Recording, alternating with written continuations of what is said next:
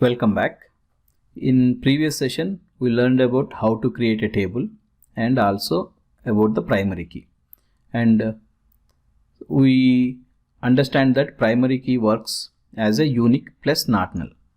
And there is another keyword called another constraint which works unique plus null values.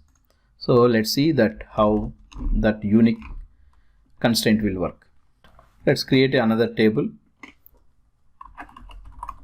Create column table, and this time I'll use sales, table name sales,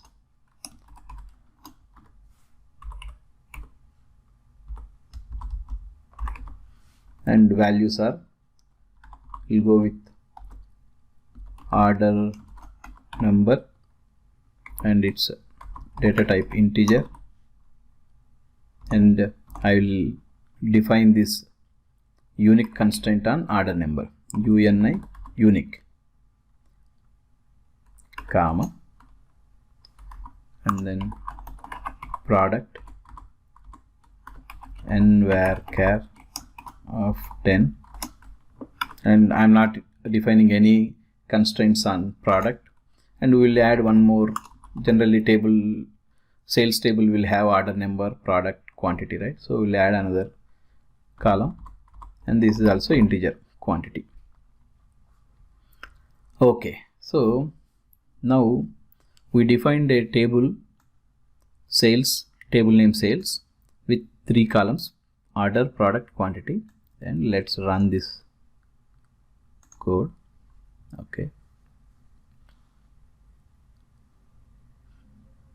syntax error.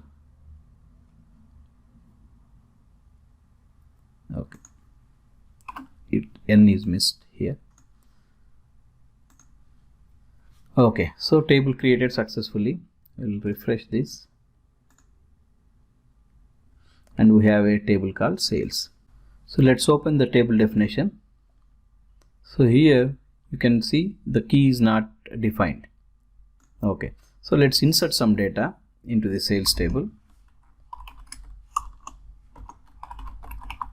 Insert into sales values 1 comma product 1, and I'll give quantity 50.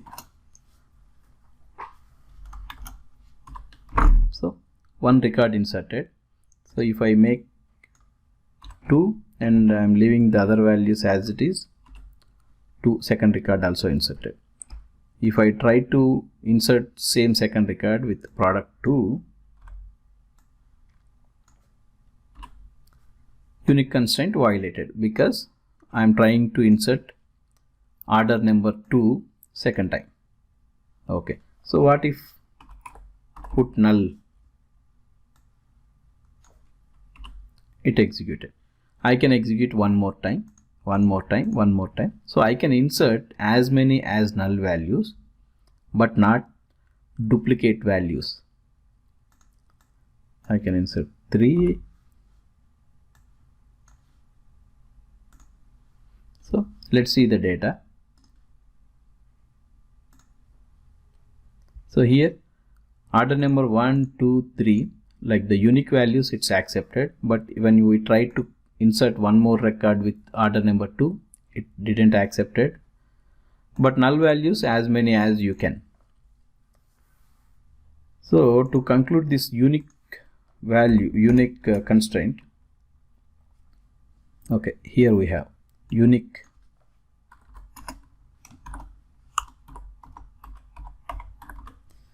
primary key is a unique plus not null, unique is a unique plus null. So that's the difference between primary key and unique. Okay, so let's create another table with the primary key. So let's go with new table called primary key underscore sales, and instead of unique we'll go with unique. I rarely see anybody using unique, but there are some cases those are only solved by unique constraint. primary key. Okay, so I am trying to create a table pk underscore sales, new table with order number. Instead of unique, I am using this time primary key. Okay, it's straightforward. So I created a table and I'm going to insert values into this table pk underscore sales, and record number 1, product number 1, quantity 50. Okay, it's inserted. If I try to insert one more time, it will fail because unique constraint, right? So let's see the table pk underscore sales, and we know that key not null are defined and it's a column store. Okay, so let's open the data. Open content. So one record is inserted. But generally what happens in the sales table, under the same order number we will have multiple products, because one customer placed an order, maybe order number 1, and he want to buy keyboard, mouse, CPU, something like that. So he can order multiple products in single order. But when we define an order number as a primary key, and we can't insert one more row with order number 1 and product number 2. If I try to insert like this, it's not allowing me to insert one more row. It's just failing because the ID is same. So in this case, to solve this problem, we need to define a new primary key on combination of order number and product. Okay, so let's drop this table, drop table pk underscore sales. Okay, and I'm going to create this table once again. So I defined primary key here, and I'll define one more primary key on product. So if I run this statement, it will fail. Can't have more than one primary key. So this means we should not use primary key keyword more than one time in a create table statement. So then how we can make these two columns as a primary key? So the other way is remove this and remove this, and we will define primary key here.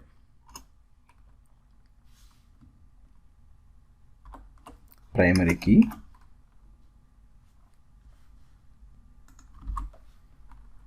order number and product. So you can add as many columns as you want in here in the primary key at the end of the column definition. Okay, so let's run this statement. Okay, table created, refresh, pk sales. So here you can see the primary key is created on order number and product. So both columns are primary keys and not null values. Okay, so let's come back and insert values. So I'll insert order number 1, product number 1 with 50 quantity. That's success. And this time I'll keep the order number same 1 and product number 2 with quantity 100.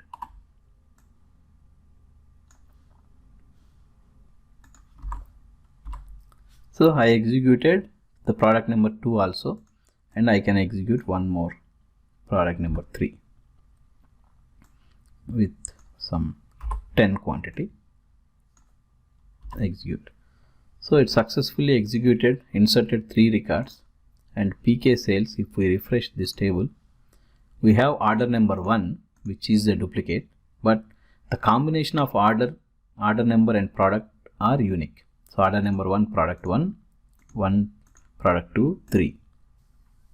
Okay, So if I try to insert this value once again, just changing this value to 100, order number 1 with product 3, it will fail because the combination is already exist in a table. So that's why we cannot insert a duplicate row with combination of these primary keys. So that's how we can define more than one primary key in a table. And here I can put null because we don't have any constraints on quantity. I'll put order number 2 product 1. Okay. So the unique constraint is not violated because order number is 2 and product 1, but quantity is null. So there is a case like whenever customer place an order, it should have at least one quantity, one or more than one, but quantity should not be 0. If quantity is 0, then that order is invalid, right? So that's why we need to put some other constraint. The quantity should not be a null. So that's easy. So the quantity should not be null and order and product should be a primary key. So let's drop this table again. And here I am going to add another constraint on quantity, not null. So if I define not null on any column, then that column will not accept any null values. Okay, table created. Refresh it. Okay, let's open the PK definition, PK sales definition. So here you see the order number is key, product is key, and not null is enabled for all columns because not null by default comes with primary key for these two columns, and we exclusively define not null on quantity. Okay, let's see what happens when we are inserting data. So let's start with order number 1, product 1, quantity 50. Execute. That's fine. When I execute again, it will fail because primary key violation. Okay, so now I'll make it order number 2, product number 3, and here I'll put null. So previously it worked, but now it will not work because we added another constraint. Cannot insert null or update to null quantity. So when we define not null on any column, it will not accept null values, but it will accept 0. 0 is not a null value. Okay, so remember that.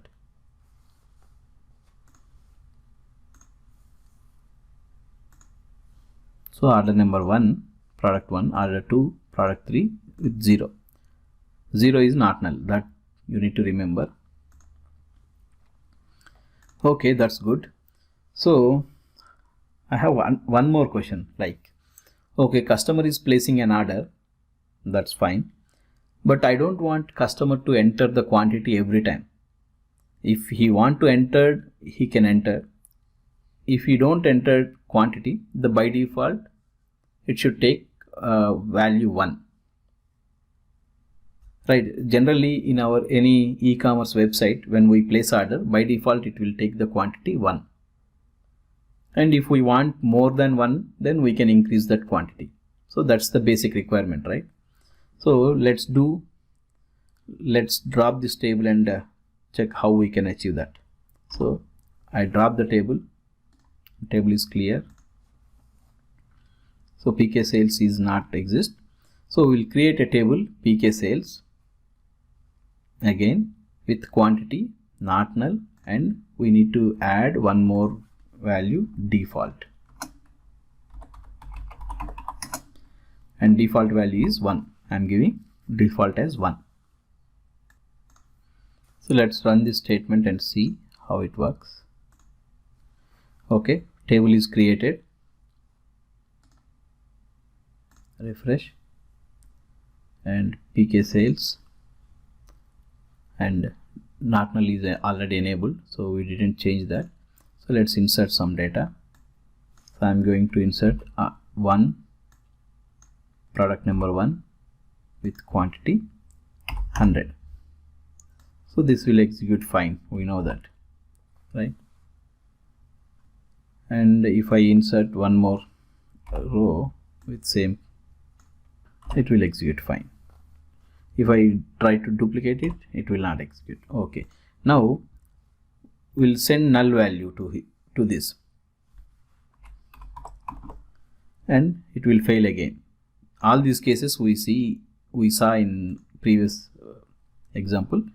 Okay, now to test this default value 1, I want to insert only 2 columns, which is order number comma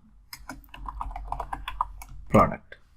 Okay, and values order number maybe 5, product 11, and this is not required, right? When we are exclusively mentioning the column names, we need to pass only those values. So let's run this statement. It executed successfully. That's good. So let's see the data. 100 100. When the fifth order number 5, we entered only order number and product, and the default value is 1, so that appeared here. So when you define a default value, automatically system will insert the default value when you are not inserting any data for that column.